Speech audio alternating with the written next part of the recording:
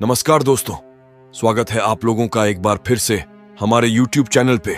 और आज मैं आप लोगों को एक ऐसी कहानी सुनाने वाला हूं जिसे सुनकर आपके भी रोंगटे खड़े हो जाएंगे। तो चलिए बिना देर किए कहानी को शुरू करते हैं। उस समय रात के यही करीबन 1 बज रहे थे। तभी रमन की अचानक से नींद खुली तो वो पानी पीने अपने रसोई घर में गया। अब जैसे ही वो पानी पी के वहां से जाने लगा कि तभी उसे एक अजीब सी आवाज सुनाई दी। वो आवाज ऐसी थी जैसे कोई किसी से बात कर रहा हो। यह आवाज उसकी बेटी के कमरे से आ रही थी, जिसके बाद रमन उसके दरवाजे के पास जाकर कान लगाकर उस आवाज को सुनने लगा। वो आवाज बड़ी ही अजीब सी थी। रमन को वो आवाज सुनाई तो दे रही थी, लेकिन वो भाषा उसे बिल्कुल भी समझ नहीं आ रही थी। उसे ऐसा लग रहा था कि वो सुमन किसी से बातें कर रही है। वो गुस्से से लाल पीला हो गया और दरवाजा खटखटाने लगा। वो इतनी तेजी से दरवाजा खटखटा रहा था कि उसकी आवाज सुनकर रमन की पत्नी और उनका बेटा विक्रम भी वहां पर आ गया। जिसके बाद विक्रम ने कहा, पापा क्या हुआ? विक्रम ने पूछा, जिस पर रमन ने गुस्से से कहा, सुमन अंदर किसी से बातें कर रही है। इस लड़की ने तो हमारी नाक कटवा के रख दी। अपने पिता की यह बात सुनकर एक पल तो उसकी मां और भाई दोनों को भरोसा ही नहीं हुआ, क्योंकि सुमन एक बहुत ही अच्छी लड़की थी। वो बस अपने काम से काम रखती थी और दिन का ज्यादातर समय वो पढ़ाई ही करती रहती थी। इसी वजह से उसने एग्जाम में पूरे शहर में टॉप भी किया था।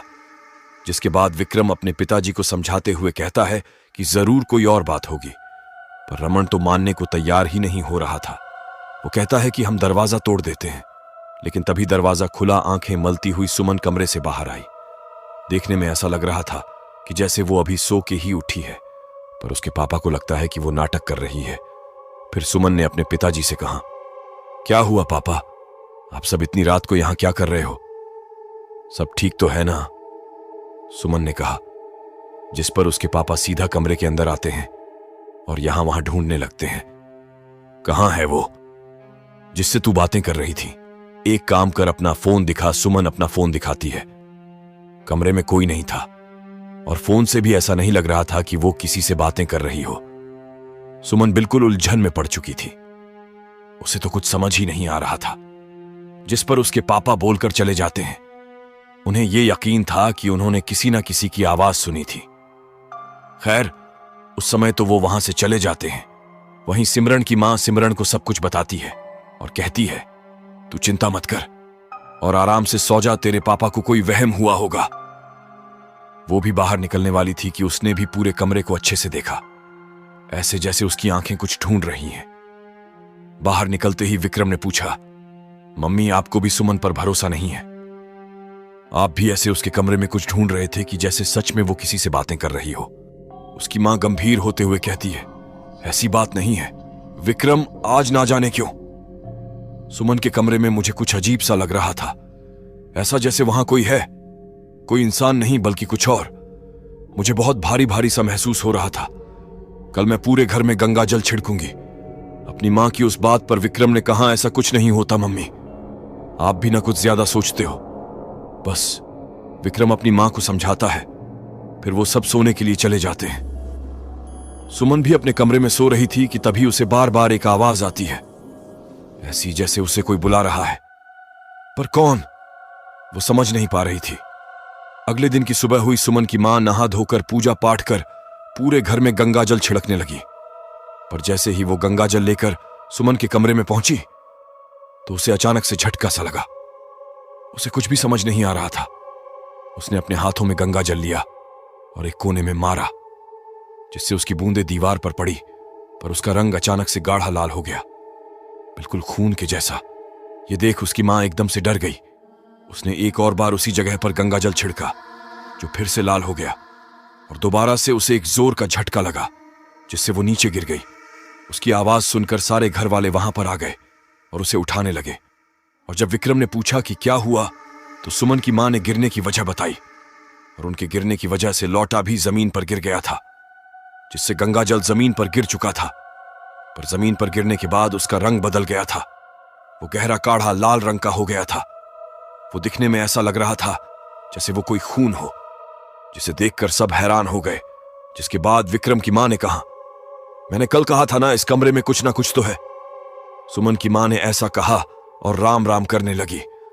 रमन ये चीजें देखते हुए बोला, ये कैसे हुआ? मेरी बेटी पर यह ऊपरी साया कैसे आया? अब तो उसकी झाड़ फूक करवानी पड़ेगी। विक्रम बस चुपचाप ये सब देख रहा था, क्योंकि इस बात का उसके पास कोई जवाब नहीं था। सुमन अभी तक सो रही थी। रमन जाकर उसे उठाने की कोशिश करता है, पर उसका जिस्म किसी भट्टी की तरह तप रहा था, जिसे देख सब चिंतित हो गए। उन्होंने उसे किसी तरह से उठाया और बिठाते हुए पूछा कि तुझे हुआ क्या है? वो बिल्कुल बेजान सी लग रही थी।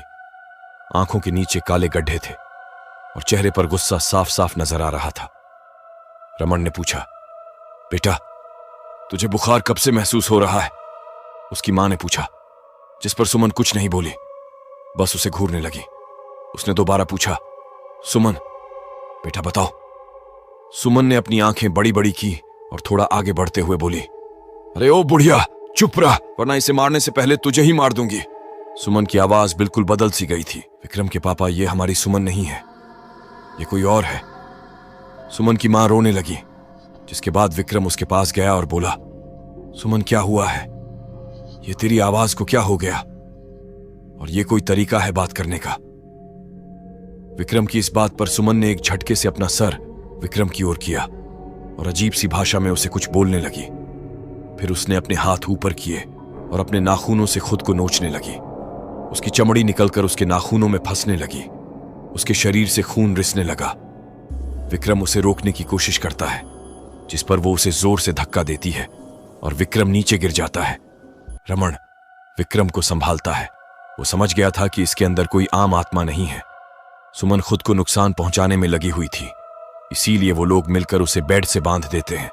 पर बेड से बांधने के बाद भी वो अभी भी जोर जोर से खुद की जीभ को काटने में लगी हुई थी, जिससे खून बहने लगा। ये सब उसके मम्मी पापा और भाई देख नहीं पा रहे थे, तो उन्होंने उसके मुंह में कपड़ा डाल दिया। उसे इस हाल में देखकर सभी के रोंगटे खड़े हो गए। वो बाहर निकलकर जल्दी से अपनी पहचान के पंडित जी को फोन मिलाते हैं और उन्हें बुलाते हैं। कुछ देर में ही पंडित जी आ गए। पहला कदम घर में रखते ही वो बोले, भगवान ऐसा लग रहा है कि हम किसी शमशान में आ गए हैं।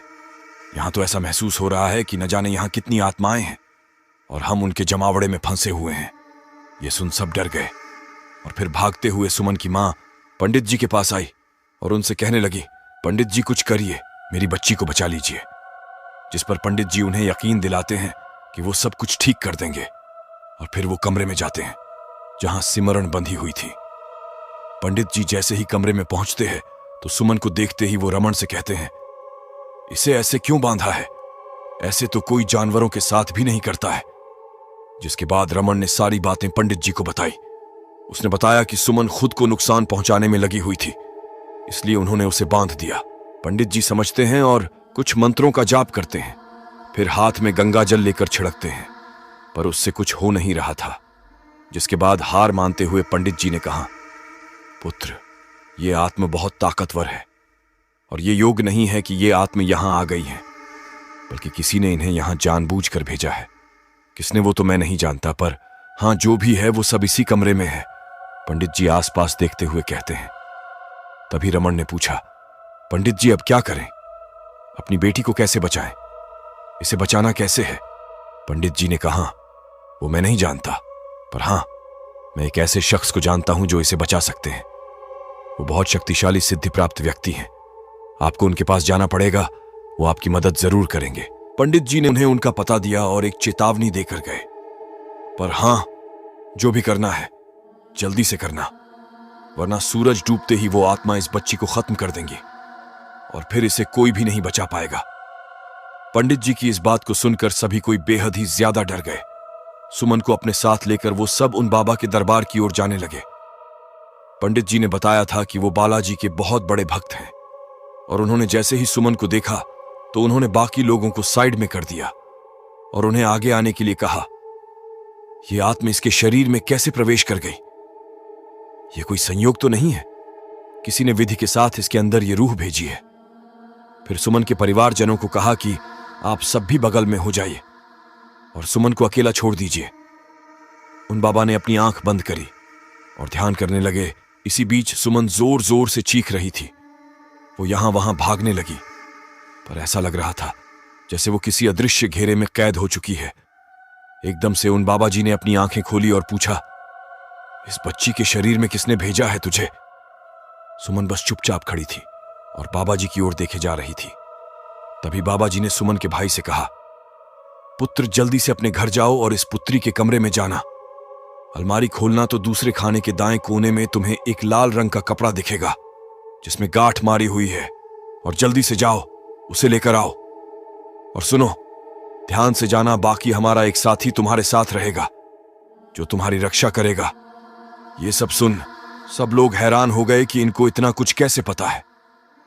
विक्रम वही इंतजार करने लगा जिस पर बाबा जी ने उससे कहा, तुम अब तक गए क्यों नहीं? बाबा जी, आपके वो साथी नहीं आए, बस उन्हीं का इंतजार कर रहा हूं, विक्रम ने कहा। जिस पर वो हंसते हुए बोले, मेरा वो साथी तुम्हें दिखाई नहीं देगा, बस रक्षा करेगा। अब जल्दी से जाओ और सूरज छुपने से पहले लेकर आओ। विक्रम भाग कर गया। वहीं सुमन पागलों की तरह बर्ताव कर रही थी। तू जो भी है आज फंस गई। आज मैं तेरा वो हाल करूंगा जो तू सोच भी नहीं सकती, बाबा जी कहते हैं। तभी विक्रम थोड़ी देर में आ गया, अपने हाथों में वही छोटी सी कपड़े की गांठ लिए। उसमें कोई चीज रखी हुई थी। बाबा जी ने वो गांठ खोली और उसके अंदर जो भी था उसे पानी में डाल दिया। उसके अंदर कुछ मंत्रों का जाप किया और फेंक दिया। जिसके बाद बाबा जी ने रमन से कहा, जानना चाहते इसमें क्या है? उन्होंने बताया कि ये एक विधि होती है जिसमें किसी मृत शव को निकालकर उस पर कई प्रकार की क्रियाएं कर उसे जला देते हैं और राख में बदल देते हैं। और किसी ने ऐसा ही किया है। उसी राख को इस पुड़िया में भरकर इस बच्ची के कपड़ों के बीच में रख दिया है, जिससे इतनी शक्तिशाली आत्मा इसके शरीर में प्रवेश कर गई। ये सब सुनकर वो हैरान हो गए। फिर बाबा जी ने उन्हें भी बताया कि ये सारा काम तुम्हारी पड़ोसन ने किया है। उसे काला जादू आता है। उसे आपकी पुत्री से ईर्ष्या होती थी क्योंकि उसकी पुत्री कभी अव्वल नहीं आई थी, और इसलिए उसने ये सब किया। उन्होंने फिर सुमन का झाड़ फूंक किया और अंत में उसे बिल्कुल ठीक करके उन सभी को अपने अपने घर भेज दिया।